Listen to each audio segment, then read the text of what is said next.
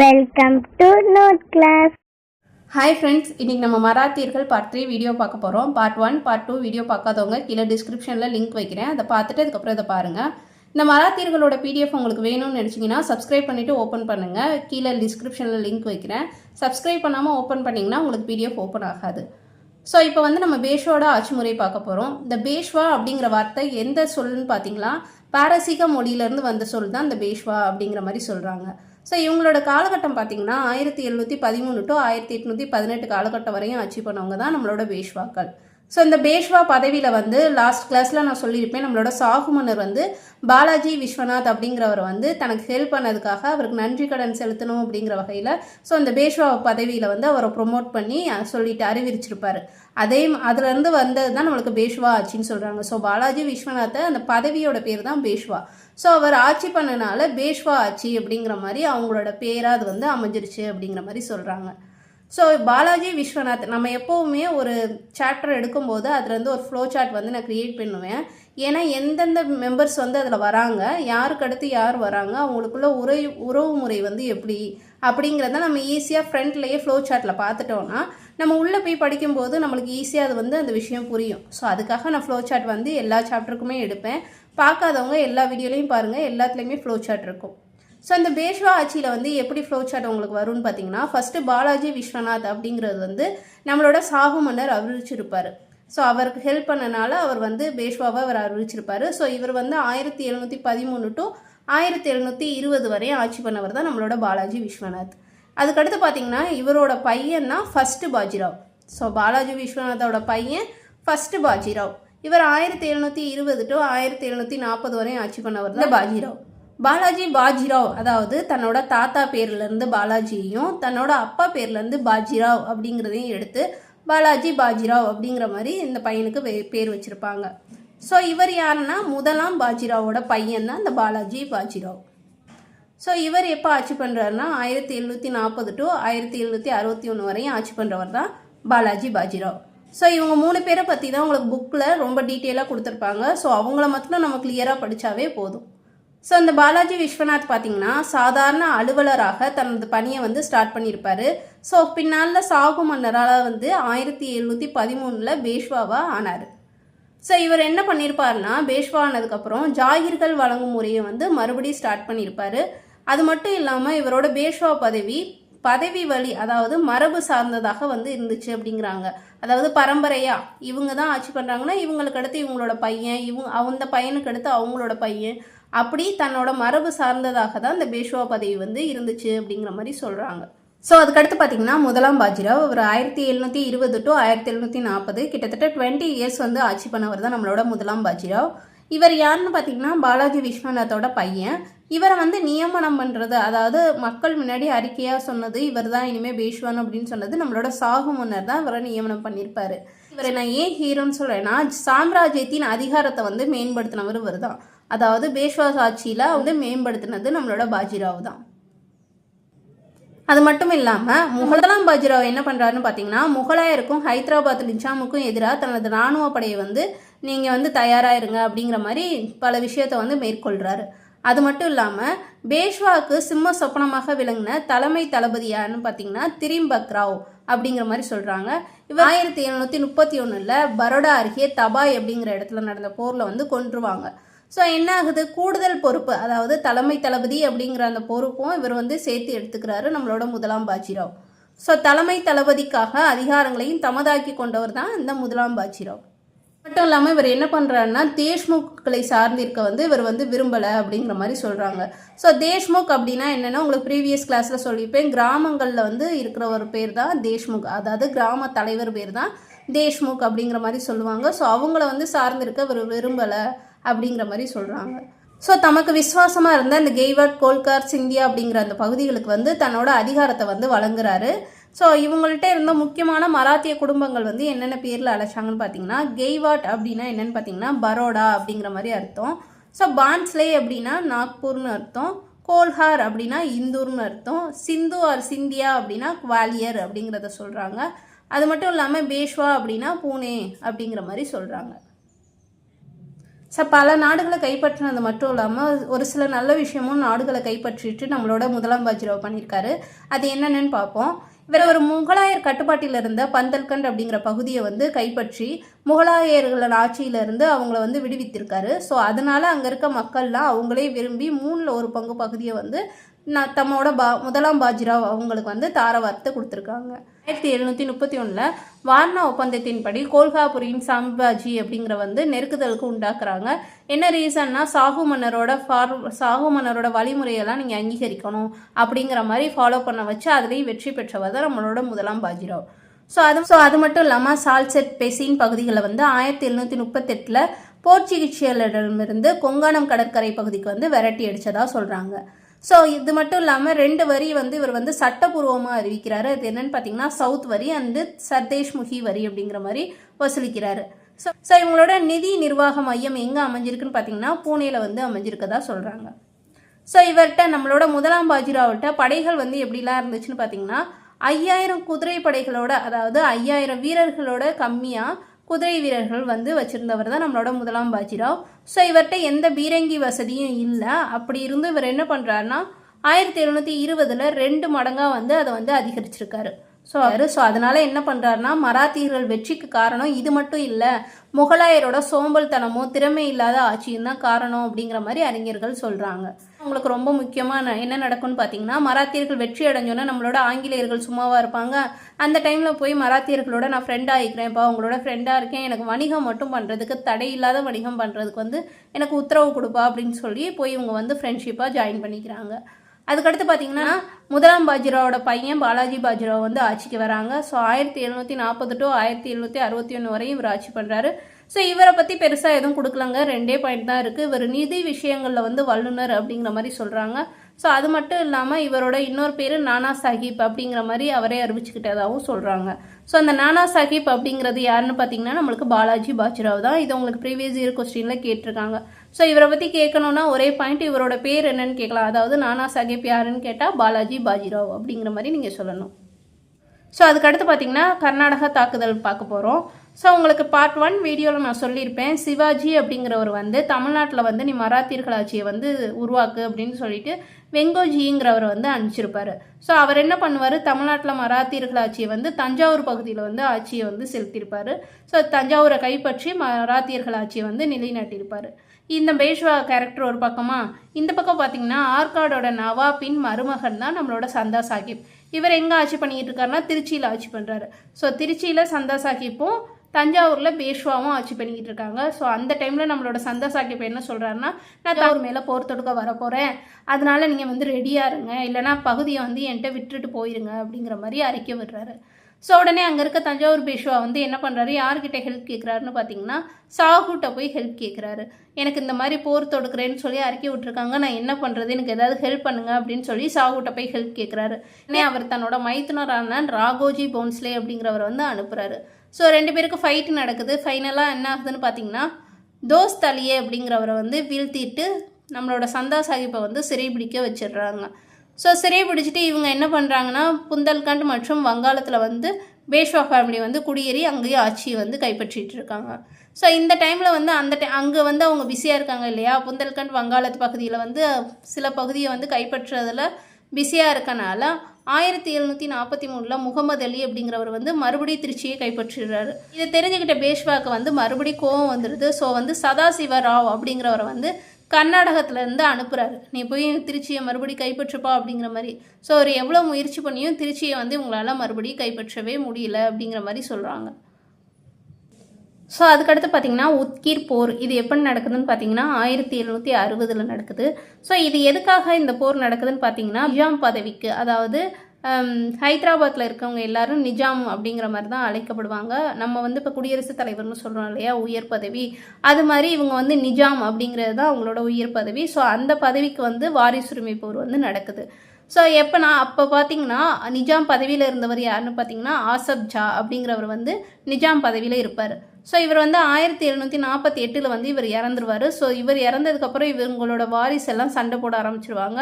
So இவரோட மூத்த பையனுக்கு வந்து நம்மளோட சதாசிவ ராவ் இருக்கார் இல்லையா, திருச்சியை வந்து மீட்க போகிறேன்னு சொல்லிட்டு கடைசியில் முடியாமல் விட்டுட்டு வந்தார்ல, ஸோ அவர் வந்து இவருக்கு ஹெல்ப் பண்ணுறனால சேர்ந்து 2 பேரும் 1760 வந்து வின் பண்ணிடுறாங்க. ஸோ நிஜாமாக ஆயிடுறாரு இவரோட மூத்த பையன். ஸோ இவர் நிஜாம் ஆகிட்டு என்ன பண்ணுறாருன்னா பிஜாப்பூர், அவுரங்காபாத், அகமது நகர் இந்த பகுதியெல்லாம் கைப்பற்றுறாரு.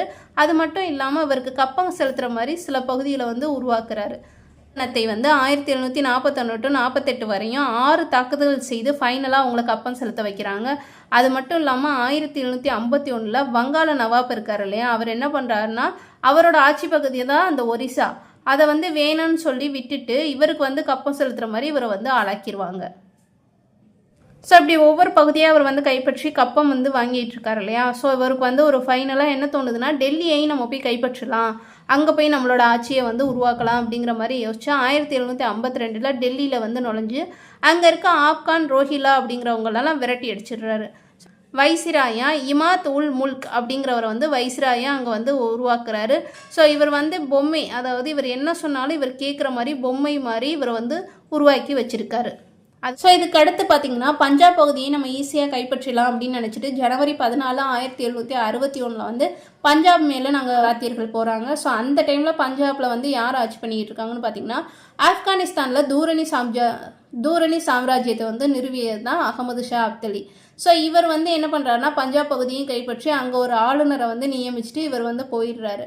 ஸோ அவங்கள்ட்ட போய் இந்த மராத்தியர்கள் வந்து போர் தொடுக்கவும் இந்த விஷயம் அகமது ஷா அப்தலிக்கு வந்து தெரிஞ்சிருது.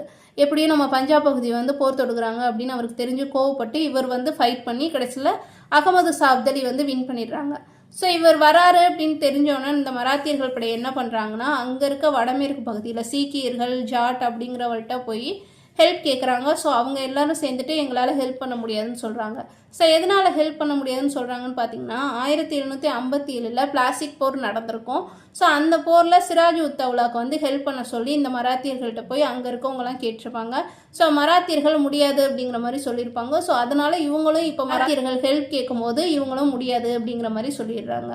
ஸோ அதனால் இவங்க மராத்தியர்கள் தோத்துடுறாங்க. நம்மளோட அகமது ஷா அப்தலி வந்து வின் பண்ணிடுறாரு. ஸோ வின் பண்ணிவிட்டு அப்போதைக்கு ஃபஸ்ட்டு ஆளுநராக மீர் மனு அப்படிங்கிறவரை வந்து நியமிச்சுட்டு போயிடுறாரு. கொஞ்ச நாள் ஆட்சி பண்ணிவிட்டு இந்த மீர் மனு வந்து இறந்துடுறாரு. ஸோ இதுக்கடுத்து இவங்களோட ஒய்ஃப் என்ன பண்ணுறாங்கன்னா வசீர் இமாத் உல் முல்ஹின் அப்படிங்கிறவரோட ஹெல்ப்போட அவங்களோட பையன் மீர் முனிமை அப்படிங்கிறவரை வந்து ஆட்சி பண்ண சொல்லி சொல்கிறாங்க. ஸோ இது தெரிஞ்சுக்கிட்ட அகமது ஷா அப்தலி வந்து இவரை வந்து ஃபைட்டுக்கு பண்ண வராரு. ஸோ இவர் துரத்திக்கிட்டு வராருன்னு தெரிஞ்சு இவர் தப்பிச்சு டெல்லிக்கு போயிடுறாரு. ஸோ டெல்லி வரையும் இவர் தொடர்ந்து போய் அவரோட சண்டை போட்டு அவரை வந்து கொன்றுடுறாரு. அது மட்டும் இல்லாமல் சிதைவடைஞ்சு மதுராவையும் பிருந்தாவனத்தையும் சிதைவடை வச்சிடுறாரு. ஸோ அங்கே டெல்லியிலேருந்து 2ஆம் மீர் பக்சி அப்படிங்கிறவரை வந்து ஆளுநராக நியமனம் பண்ணிவிட்டு டெல்லியிலேருந்து இவர் கிளம்பி வந்துடுறாரு நம்மளோட அகமது அப்தலி. ஸோ இந்த அப்தலியோட ஸ்டோரி இவர் யாருன்னு பார்த்தீங்கன்னா இவர் 1739 முகலாயர் முகமது ஷா வந்து ஆட்சி பண்ணிக்கிட்டு இருக்காரு டெல்லியில். ஸோ அந்த டைமில் ஆப்கானிஸ்தான் சார்பாக நாதிர் ஷா வந்து ஆப்கானிஸ்தானில் ஆட்சி பண்ணிக்கிட்டு இருக்காரு. ஸோ இவங்க 2 பேரும் ஆட்சி பண்ணிக்கிட்டு இருக்கும்போது இந்த நாதிர் ஷா வந்து டெல்லியில் போய் போர் தொடுக்கலாம் அப்படிங்கிற மாதிரி போர் தொடுக்க வராங்க. அப்போ என்ன பண்ணுறாங்கன்னா முகமது ஷா வந்து பயந்துட்டு, அதாவது இந்த முகமது ஷா யாருன்னு உங்களுக்கு தெரியுதா, திருச்சியை வந்து மீட்டார் இல்லையா, ஸோ அவர் தான் இந்த முகமது ஷா. இவர் வந்து நாதிர் ஷாவோட போர் திறமையெல்லாம் அறிஞ்சிக்கிட்டு இல்லைப்பா நான் வந்து உங்கள்கிட்ட சண்டை போடலை அப்படிங்கிற மாதிரி 20 கோடி நான் வந்து உனக்கு கொடுத்துட்றேன் அப்படிங்கிற மாதிரி பேச்சுவார்த்தை நடத்துடுறாங்க. ஸோ பேச்சுவார்த்தைப்படி 20 கோடி அவர் கொடுத்துட்றாரு. 15 நாள் அங்கேயே தங்கியிருந்து இந்த கோஹினூர் வைரம், மதிப்புமிக்க மயிலாசனம் இது எல்லாத்தையும் கொள்ளையடிச்சிட்டு தன்னோட ஊருக்கு 2 மாதம் அவர் ட்ராவல் பண்ணி இந்த பொருளெல்லாம் கொண்டு போனதாக சொல்கிறாங்க இந்த நாதிர் ஷாவை. இப்படிப்பட்ட தைரியமான போர் வீரரான நாதிர் ஷா வந்து தன்னோட படை தளபதினாலேயே 1747 வந்து கொல்லப்பட்டுடுறாரு. இவரோட படையில் இருந்தவர் தான் இராணுவ தளபதி நம்மளோட அப்தலி. ஸோ அவர் தான் ஆப்கானிஸ்தானில் அடுத்த ஆட்சியாளராக மாறிடுறாரு அப்படிங்கிற மாதிரி சொல்கிறாங்க. ஸோ இந்த 3ஆம் பானிபட்டு போர் நடந்து முடிஞ்சதுக்கப்புறம் போர் முடிவு அறிக்கையை வந்து அறிவிக்கிறாங்க. அந்த அறிக்கையில் பார்த்தீங்கன்னா 28,000 உடல்கள் வந்து கிடந்ததாகவும் அதோட சேர்த்து விஸ்வநாத ராவ், சதாசிவ ராவ் வந்து கொல்லப்பட்டதாகவும் சொல்லப்படுது. ஸோ இதுக்கு அடுத்து வந்து டெல்லியில் மன்னராக யார் அரியணை ஏற்றுறாங்கன்னா 2ஆம் ஷா ஆலம் அப்படிங்கிறவர் மன்னராக இருக்கார். ஸோ இவரோட காலகட்டத்தில் ஒரு வருஷத்தில் 4 மில்லியன் வரி வந்து வசூலிக்கப்பட்டது அப்படிங்கிற மாதிரி சொல்கிறாங்க. ஸோ எங்களுடைய அறிக்கையை கேட்குற பேஷ்வா வந்து என்ன ஆகுறாருன்னு பார்த்தீங்கன்னா 1761 ஜூன் மாதம் வந்து ஹார்ட் அட்டாக் வந்து இறந்துடுறாரு. ஸோ அதுக்கடுத்து பார்த்தீங்கன்னா பேஷ்வா இறந்ததுக்கப்புறம் யார் பதவிக்கு வரான்னு பார்த்தீங்கன்னா பாலாஜி பாஜிராவ் நம்ம பார்த்தோம் இல்லையா, அவரோட பையன் தான் ஃபஸ்ட்டு மாதவ் ராவ். ஸோ அவர் வந்து 1761 டு 1772 வரையும் ஆட்சி பண்ணுறாரு. ஸோ அவர் அதிகமாக யார் கூட ஃபைட் பண்ணாருன்னு பார்த்தீங்கன்னா மைசூரை ஆண்ட ஹைதர் அலி கூட நிறைய சண்டை போட்டதாக சொல்லப்படுது. முதலாம் மாதவராவோட மாமா தான் ரகுநாத ராவ். ஸோ இவரோட பையன் தான் நாராயண ராவ். ஸோ இவர் வந்து யாருன்னா மாதவராவுக்கு இளைய தம்பி அப்படிங்கிற மாதிரி சொல்கிறாங்க. ஸோ அதுக்கடுத்து பார்த்தீங்கன்னா இவருக்கு வந்து ஒரு பையன் பிறக்குது. ஸோ அவர் வந்து 2ஆம் மாதவராவ் அப்படிங்கிற மாதிரி சொல்கிறாங்க. கடைசி பேசுவாவாக யார் இருந்தாங்க அப்படின்னு பார்த்தீங்கன்னா 2ஆம் பாஜிராவ் தான் நம்மளோட கடைசி பேசுவாவாக இருந்தாங்க அப்படிங்கிற மாதிரி சொல்கிறாங்க. ஸோ இந்த டைமில் 2ஆம் மாதவராவ் இருக்கார் இல்லையா, இவர் பிறந்த டைமில் தான் உங்களுக்கு ஃபஸ்ட்டு ஆங்கில மராத்தியர்கள் போர் வந்து ஏற்பட்டிருக்கும். அது என்னங்கிறத நம்ம 1 by 1 பார்க்கலாம்.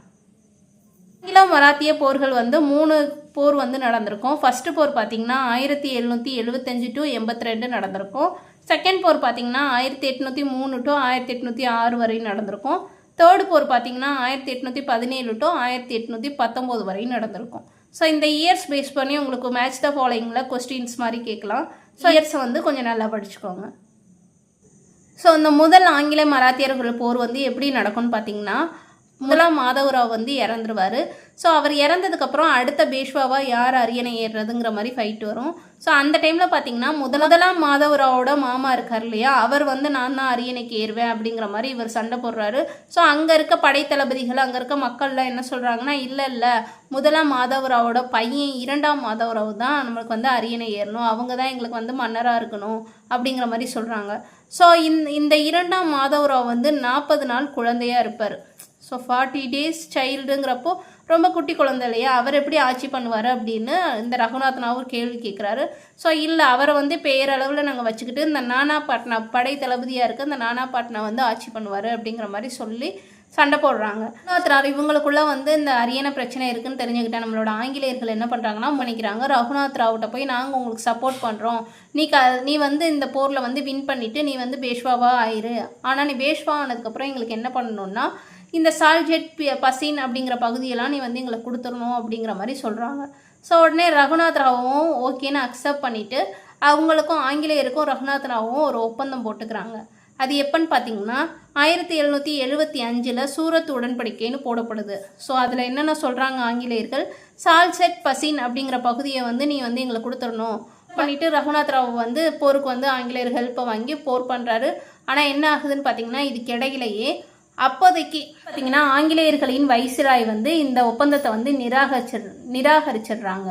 என்ன ரீசன்னு பார்த்தீங்கன்னா, இவர் இருக்கார் நானா பாட்னார் இருக்கார் இல்லையா, அவர் போய் வந்து வைஸ்ராயை மீட் பண்ணி இந்த மாதிரி முதலாம் மாதவராவ் வந்து ரொம்ப நல்லவர், அவரோட பையன் 40 நாள் குழந்தையா இருக்காரு, ஸோ அவர் தான் ஆட்சிக்கு வரணும், இவங்க மாமா வரக்கூடாது, இவர் வந்தால் நிறைய கெடுதல் இருக்குது அப்படிங்கிற மாதிரி வைஸ்ராய்க்கு புரிய வைக்கிறாரு. நீங்கள் எதனால் வந்து ரகுநாத் ராவுக்கு வந்து சப்போர்ட் பண்ணுறீங்க, இந்த சால்ஜெட் பசின் பகுதிக்கு தானே, ஸோ வந்து நான் உங்களுக்கு தரேன், நீங்கள் வந்து எங்களுக்கு சப்போர்ட் பண்ணுங்கள், 2ஆம் மாதவராவ் வந்து பேஷ்வாவாக அரியணை ஏற்றுங்க அப்படிங்கிற மாதிரி நம்மளோட நானா பாட்னா போய் வைஸ்ராய்கிட்ட பேசுகிறாரு. ஸோ வைஸ்ராய் என்ன பண்ணுறாரு, சரி ஓகே அப்படின்ட்டு 1776 புரந்தர் உடன்படிக்கை வந்து போடப்படுது. ஸோ யாருக்கும்னு பார்த்தீங்கன்னா நானா பாட்னாவுக்கும் வைஸ்ராய் இருக்கவருக்கும் போடப்படுது. ஸோ அதன்படி வந்து இந்த சூரத் உடன்படிக்கை வந்து கேன்சல் பண்ணிடுங்கன்னு அங்கே இருக்க ஆங்கிலேயர்கள்ட்ட வந்து வைஸ்ராய் வந்து சொல்லிடுறாரு. ஸோ உடனே இதில் யார் ஆங்கிலேயர்கள் வந்து மறுபடியும் என்ன பண்ணுறாங்கன்னா நானா பாட்னாக்கு சப்போர்ட் பண்ணுறாங்க. ஸோ ரகுநாத் ராவ் வந்து தோற்கடிச்சிடுறாங்க. அதுபடி 2ஆம் மாதவராவ் வந்து அடுத்த பேஷ்வாவாக அரியணை ஏறுறாரு. ஸோ இதுக்கு அடுத்து என்ன ஆகுதுன்னா, இந்த புரந்தர் உடன்படிக்கைப்படி 2 பகுதி தரேன்னு சொல்லியிருந்தாங்க இல்லையா மராத்தியர்கள், ஸோ வந்து அதை கொடுக்க மாட்டேடுறாங்க. ஸோ அதை வந்து அடுத்து கொடுக்காம விட்டுடுறாங்க. என்ன ஆகுதுன்னா ஆங்கிலேயர்களுக்கு பயங்கர கோவம் வந்து வருது. ஸோ உடனே அவங்க வந்து போர் தொடுக்கிறாங்க, இவங்களும் போர் தொடுக்கிறாங்க. ஸோ ஃபைனலாக 1782 சால்பை உடன்படிக்கை போடப்படுது. அதுக்கப்புறம் வந்து மராத்தியர்கள் மற்றும் ஆங்கிலேயர்களுக்கு ஒரு 20 வருஷம் அமைதி வந்து நிலவுனதாக சொல்கிறாங்க. ஸோ 2ஆம் போர் வந்து என்ன ரீசனால நடக்குதுன்னு பார்த்தீங்கன்னா துணைப்படை திட்டம். ஸோ இந்த துணைப்படை திட்டத்தை வந்து அறிவிச்சது யாருன்னு பார்த்தீங்கன்னா நம்மளோட வெல்லஸ்லி பிரபு. ஸோ அந்த ரீசன்னால அப்போதைக்கு 2ஆம் பாஜிராவாக இருந்தவர் வந்து இந்த துணைப்படை திட்டத்தை வந்து அக்செப்ட் பண்ண மாட்டாரு. ஸோ பின்னால் வெல்லஸ்லி பிரபு வந்து சரி ஓகே ஒரு பேச்சுவார்த்தை பண்ணிக்கலாம், நீ வந்து இதை வந்து அக்செப்ட் பண்ணிக்கோ, அப்போ தான் மற்ற பேஷ்வாக்களும் வந்து அக்செப்ட் பண்ணுவாங்க, உனக்கும் எனக்கும் வேணால் ஒரு உடன்படிக்கை போட்டுக்கலாம்னு சொல்லி சரி ஓகே அப்படின்னு சொல்லிட்டு தான் 1802 பசின் ஒப்பந்தம் அப்படிங்கிற மாதிரி சொல்கிறாங்க. ஸோ இந்த ஒப்பந்தப்படி 2.6% வருமானம் ஈட்டக்கூடிய நிலம் வந்து நீ எனக்கு வந்து கொடுத்துடணும் அப்படிங்கிற மாதிரி சொல்கிறாங்க. ஸோ அந்த ஆங்கிலேய மராத்தியர்கள் போர்லேருந்து உங்களுக்கு கொஸ்டின் கேட்குறது ரொம்ப ரொம்ப ரேரு. ஸோ யாருக்கும் ஃபைட்டு நடந்துச்சு, என்ன ஒப்பந்தம் நடந்துச்சு அப்படிங்கிறத மட்டும் நீங்கள் எடுத்து வச்சு ஒரு டைம் பார்த்தாவே போதும். அதுவே உங்களுக்கு வந்து போதுமானதாக இருக்கும். ஸோ அதுக்கடுத்து பார்த்தீங்கன்னா 3வது ஆங்கிலேய மராத்தியர்கள் போர் வந்து நடக்கும். ஸோ கங்காதர் சாஸ்திரி பரோடாவில் முதன்மையான அமைச்சராக இருக்கிறாரு. ஸோ அவருக்கும் பேஷ்வாவை சேர்ந்த திரிம்பக்ஜி அப்படிங்கிறவங்களுக்கும் சண்டை நடக்கும். ஸோ இதில் வந்து இவங்களுக்கு கங்காதர் சாஸ்திரிக்கு வந்து ஆங்கிலேயர் ஹெல்ப் பண்ணுறதுனால இவர் வின் பண்ணிடுவார். ஸோ இந்த திரிம்பக்ஜி அப்படிங்கிறவர் வந்து தோற்றுருவார். மவுண்ட் ஸ்டூவர்ட் எல்பின்ஸ்டோ அப்படிங்கிறவர் வந்து திரிம்பக்ஜியை வந்து சிறையில் போட சொல்கிறாரு. ஸோ அதுபடி அவரை வந்து சிறையில் போட்டுடுறாங்க. ஸோ அதுக்கடுத்து என்ன ஆகுதுன்னா 2ஆம் மாதவராவ் வந்து துணைப்பட திட்டத்தை வந்து அக்செப்ட் பண்ணிக்கிட்டார் இல்லையா, அவர் மட்டும்தான் அந்த இதை வந்து அக்செப்ட் பண்ணுறாரு. மற்ற பேஷ்வாக்கள் ஒரு சில பேஷ்வாக்கள் வந்து இதை அக்செப்ட் பண்ணலை. ஸோ யாருன்னு பார்த்தீங்கன்னா எந்த பகுதியை சேர்ந்தவங்கன்னா பேஷ்வா பகுதி, சிந்தியா, ஹோல்கர், போன்ஸ்லே அப்படிங்கிறவங்க எல்லாம் இதை வந்து அக்செப்ட் பண்ண மறுத்துடுறாங்க. ஸோ கெய்வாய்ட்டின் அரசராக இருக்கவர் தான் இந்த கங்காதரராவ் சாஸ்திரி. அவருக்கு சப்போர்ட் பண்ணுற ஆங்கிலேயர்கள் இவங்க கூடயும் சேர்ந்து சண்டை போடுறாங்க. ஸோ ஃபைனலாக இவங்க வந்து வின் பண்ணிடுறாங்க. இதுபடி 1817 பூனே ஒப்பந்தம் வந்து போடப்படுது. ஸோ இவங்களும் வந்து இனிமேல் துணைப்படை திட்டத்தை வந்து அக்செப்ட் பண்ணணும் அப்படிங்கிற மாதிரி சொல்கிறாங்க. ஸோ இதோட அவ்வளோதான் ஃப்ரெண்ட்ஸ், மராத்தியர்கள் டாபிக் வந்து ஓவர். இதுக்கடுத்து மராத்தியர்கள்லேருந்து நம்ம புக் பேக் கொஸ்டின் பார்த்துட்டு PYQ பார்த்தோம்னா இந்த டாபிக் ஃபினிஷ் ஆயிரும். ஸோ இந்த வீடியோ உங்களுக்கு பிடிச்சிருந்தா லைக் பண்ணுங்கள், கமெண்ட் பண்ணுங்கள், மறக்காமல் சப்ஸ்கிரைப் பண்ணுங்கள். உங்கள் ஃப்ரெண்ட்ஸ் யாராவது TNPSC ரிலேட்டடான எக்ஸாமுக்கு படிக்கிறாங்க அப்படின்னா நம்மளோட வீடியோ ஷேர் பண்ணுங்கள். Thanks for watching.